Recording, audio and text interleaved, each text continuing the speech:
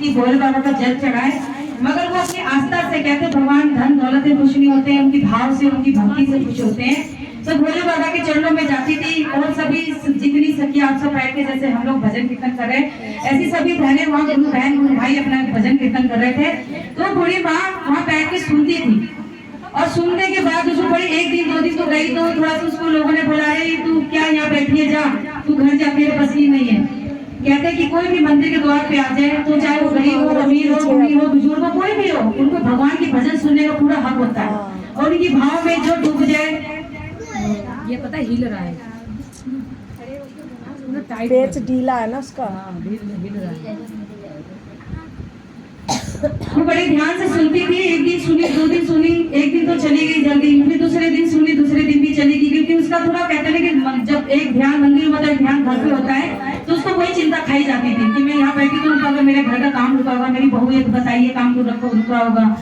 ऐसे करके एक दिन दो दिन तो चली गई। जब दूसरे तीसरे ये सावन आया तो रोज मंदिर में कीर्तन भजन होते थे, रोज मंदिर में कीर्तन भजन होते थे। एक दिन एक बहन ने से चर्चा का आयोजन रखा, सभी सखियों को बुलाया और उस बूढ़ी माँ का निमंत्रण दिया कि वो बड़े भाव से सुनती है तो आप भी आ जाना।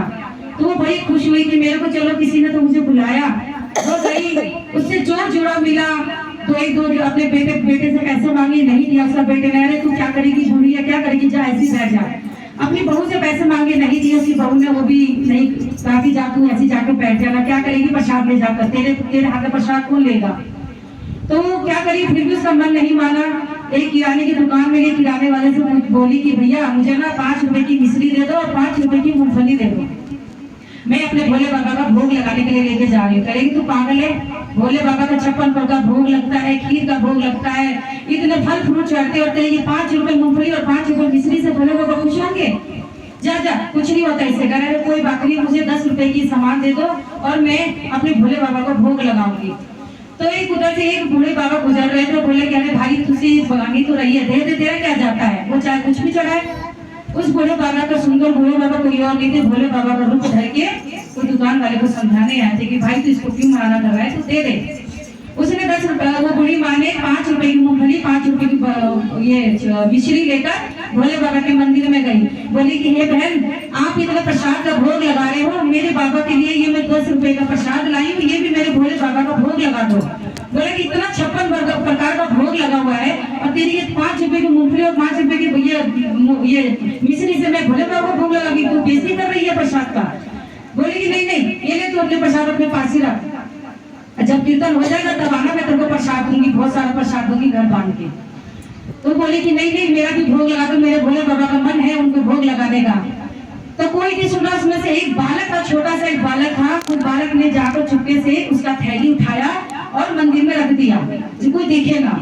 चुपचाप जाके भोले बाबा की मूर्ति के नीचे रख दिया और पूरी माँ मंदिर के बाहर बैठ गई, बड़े आनंद से अपने मन ही मन में भगवान की आराधना करती रही, उनका पूजा करती रही, उनको अपने मन ही मन में भजन कीर्तन करती रही कि भोले बाबा मैं इतनी समझत नहीं हूँ कि मैं आपका कीर्तन कर सकूं और सब लोगों के बीच में बैठ के मैं भी आपके लिए गुणगान कर सकूं, मगर मेरे दिल में आप मेरे साक्षात बैठे हो और मेरे ये भाव से आप मेरी भजन को स्वीकार करना, और जो भी मेरे से जुड़ा मिला मैं आपका भोग लेके आई हूँ, ये स्वीकार जरूर करना। वहाँ रख दिया और वो बूढ़ी माँ वहाँ बैठ गई, खूब भजन कीर्तन हुआ, नाच गाना वो खूब अच्छा सा हुआ। उसके बाद जब भोग लगाने का टाइम आया तो उस भोग लगाने से पहले जैसे मैं आपको शिव चर्चा सुना रही, उसमें से किसी को भी शिव चर्चा नहीं आ रहा था, कैसे करते हैं। तो उसमें से बोला कि भाई अब क्या करें, शिव चर्चा में कथा तो जरूर होता है, थोड़ा बहुत तो सुना ना, हम लोग को तो किसी को आ नहीं रहा, क्या करें।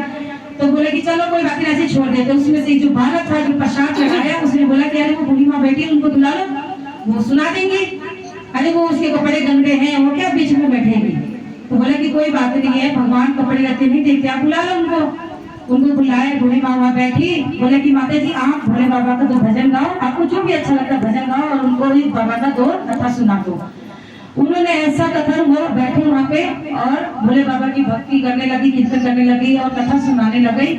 कथा सुनाते सुनाते उसकी कथा में लोग इतने खो गए कि लगा कि साक्षात जैसे भगवान वहाँ बैठे हैं, जैसे भोले बाबा माँ गौरा गणपति बाबा के साथ अपने पूरी परिवार के साथ बैठकर उनके कथा को सुन रहे आनंद से, और ऐसा लगा भाव जैसे कि साक्षात दरबार में भगवान आ गए हो। कथा हो गया, भजन कीर्तन हो गया, सब कुछ हो गया। जब भोग लगाने का टाइम आया तो भोग में जितने वहाँ भोग बैठ लगे हुए थे सभी भोग खराब हो गए। किसी में चींटी लग गया, किसी में कुछ हो गया, किसी में पानी गिर गया, मगर जो पुतली जो प्रसाद की पड़ी थी बाबा ने उसी को स्वीकार किया कि देखो, बाबा ने ये नहीं देखा कि तुम लड्डू लाए हो कि पेड़े लाए हो कि रसगुल्ले लाए हो, कुछ नहीं। बाबा ने वो पुतली को स्वीकार किया क्योंकि उसके अंदर भाव था और उस भाव से उस पुतली को रखा था। उसी प्रसाद को भोग लगाए, चना का भोग लगा, दूध का भोग लगा, और जैसे उस भोग को चने उसका बादाम का और उस मूंगफली का भोग लगा, ऐसे वो प्रसाद अपने आप ही चमत्कारी सब सही हो गए। जैसे आरती हुआ वो प्रसाद बिल्कुल सही हो गए। थोड़ी देर पहले चींटी लगी थी, गीले हो गए थे, बिल्कुल सही हो गए। जब बांटने का टाइम है, प्रसाद इतना स्वादिष्ट हुआ, इतना अच्छा हुआ कि लगा जैसे कि साक्षात भगवान ने इस भोग को